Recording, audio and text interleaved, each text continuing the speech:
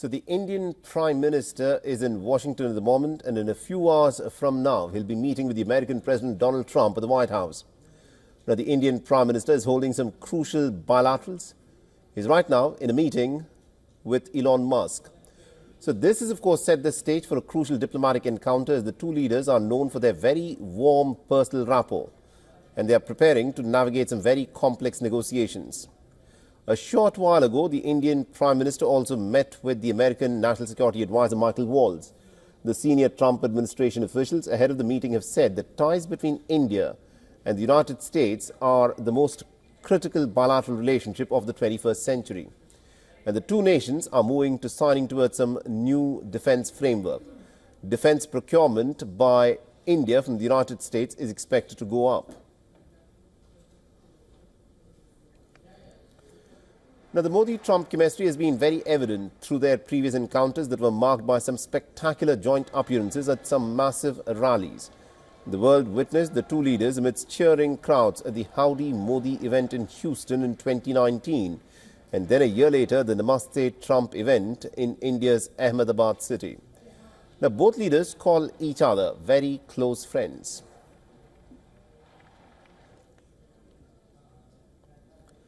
And Narendra Modi, of course, will be the fourth world leader after the Israeli Prime Minister Netanyahu, Japan's Prime Minister Shigeru Ishiba, and Jordan's King Abdullah II met with Donald Trump in the United States in his second presidential term.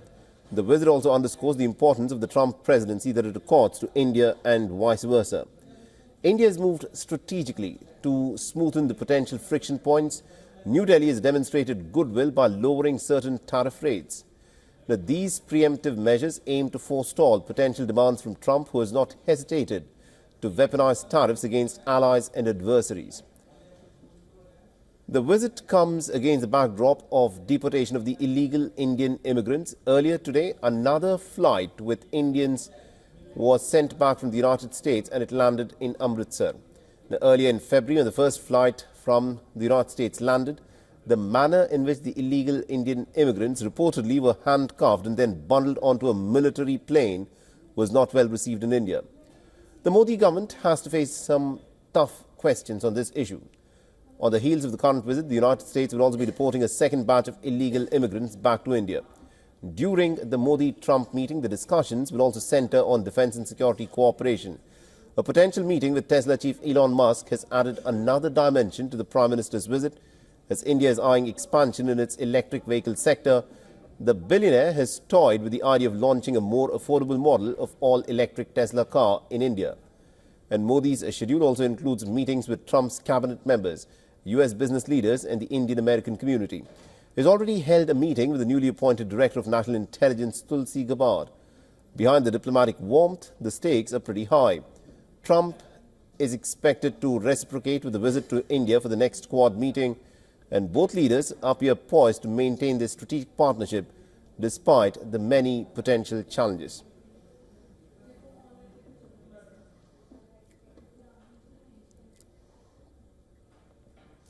All right, now to give us more perspective on this, we're joined on this broadcast by our correspondent Susan Tehrani, who's joining us live from New York. And also on the broadcast, we have Dr. Daniel Mark, who's a senior advisor on South Asia at the United States Institute of Peace and senior fellow at the Johns Hopkins University School of Advanced International Studies.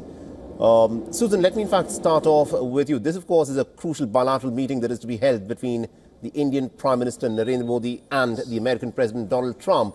You know, despite the bonhomie that the two leaders enjoy, there are a number of friction points that are expected to come up during the talks. Tell us more.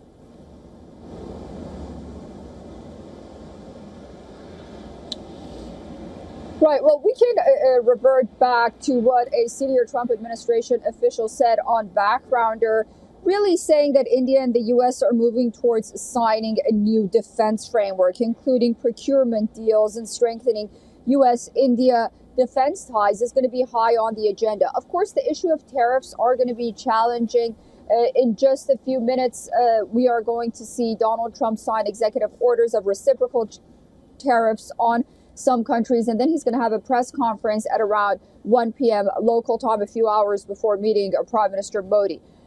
Prime Minister Modi is expected to ease those anxieties when it comes to tariffs. And also there's going to be not only discussions on two-way trade, but also on energy trade as well, both ways, and India vowing to buy more American oil. Of course, India is one of America's most important partners in the Indo-Pacific region. The issue of China is of strategic interest to both countries. Right. And of course, as you mentioned in your introduction, the issue of immigration, not only unlawful immigration, but the H-1 visa issue under Donald Trump's protectionist policies is going to be something that might sort of be a thorn in these conversations. Indeed, Susan, do continue to stay on with this. And Dr. Markey, if I can bring you in on this, it's going to be interesting to see as to how these talks during this bilateral will play out. But on the question of tariffs and also immigration, which has been the cornerstone of Donald Trump's domestic policy within the United States of America, what do you expect the American president to say today? Look, I think it's important first to recognize that the tariff issue is not an India-specific issue, first and foremost. So for those of us who've been following this story even remotely, we can see that Canada and Mexico were high on the list of countries that would be tariffed higher under Trump. So specifically for India, the question is whether the gifts that Prime Minister Modi comes in terms of reducing Indian tariffs, which he has already announced will be in the cards, will that be sufficient to mollify President Trump in the near term? My guess is that that's a reasonable start. It's like an appetizer, but Trump will be looking for a full meal and seeking far more than that as the time goes by. Interesting. He'd be seeking a full meal, as you described, and Trump in the past has described India as the tariff king. Susan, during the first stint of Donald Trump as the president of the United States, India's key strategic interests had been, accommodated. For instance, the port of Chabahar in Iran. India had managed to get a waiver from tariffs, but this time around, that does not look to be the case. Is the issue of Chabahar likely to figure in the talks today, given as to how strategically important the port is for India's connectivity? There is no doubt that they're going to be talking about geopolitical issues. The issue of Chabahar is definitely going to come up. Chabahar being in such close proximity with Iran, and the Trump administration signaling that they want to have a new Iran deal, and India not only having relationships with Iran, but also Russia as well. All of this is going to play into the equation. And then you have to consider that India is not only part of the Quad alliance, which President Trump will be visiting India as part of that alliance for that meeting soon, later on this year, but India is also part of BRICS, and Iran is now part of BRICS, Russia, China is part of BRICS. So it'll be interesting to see how Prime Minister Modi navigates the interests of the Quad and BRICS as well. But again, this is nothing new. This relationship has been developing not only between Donald Trump personally and Narendra Modi, but India-U.S. ties has been on a favorable track for some time now. And it's hard to imagine that there's going to really be an sticking point that's not able to be resolved between the two countries. Interesting. Dr. Markey, you mentioned that, the tariff that India has reduced is an appetizer, but Donald Trump, of course, wants a full meal. From the indications that have come in, the defense cooperation between India and the United States is expected to go up. The United States, of course, is very keen on exporting more of its defense equipment to India. Do you think that is going to offset some of the tariffs that Donald Trump has in his mind in the case of India? Not entirely, no. I think that defense deals will be a positive step forward. The things that are already in the works have been in the pipeline for some time. Stryker, Javelin deals, these are the kinds of things that certainly will get some kind of an announcement and a kind of a promise to buy going forward.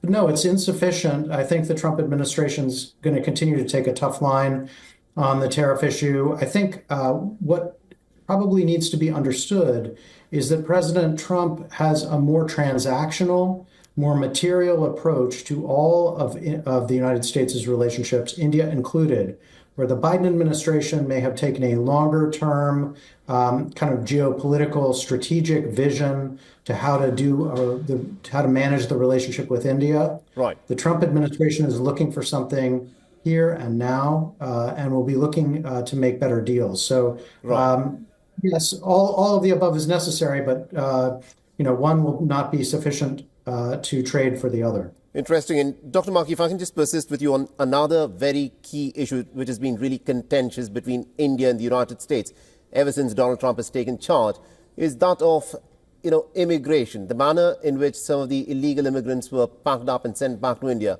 handcuffed and also immobilized. This has not gone down well with New Delhi. Do you think the United States of America would be willing to change some of its SOPs in terms of how it deals with instances like this?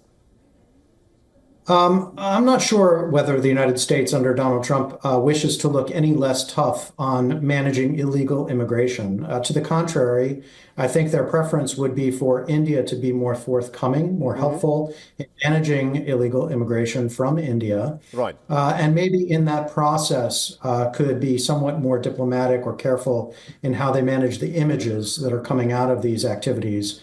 But no, it plays to a certain part of Trump's own political base to demonstrate toughness on these issues and to suggest that they mean business and that they won't project a softer line.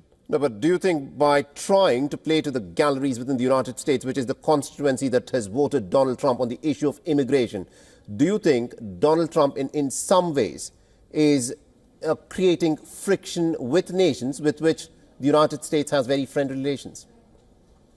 Yes, I think that it is certainly going to be perceived that way, no doubt. But the frictions from the Trump administration's perspective are the consequence of the illegal immigration to begin with. And so what they'd like to see are concessions and moves by countries that from which these immigrants are coming, right. Concessions to actually address the root causes of this problem. And maybe in that negotiation, they'll be able to manage better the images that are coming out. All right, manage the images that are coming out. We'll have to leave it there. Thank you very much indeed, Dr. Daniel Markey, and also to my colleague Susan Tehrani for joining us on this broadcast. For all the latest news, download the WION app and subscribe to our YouTube channel.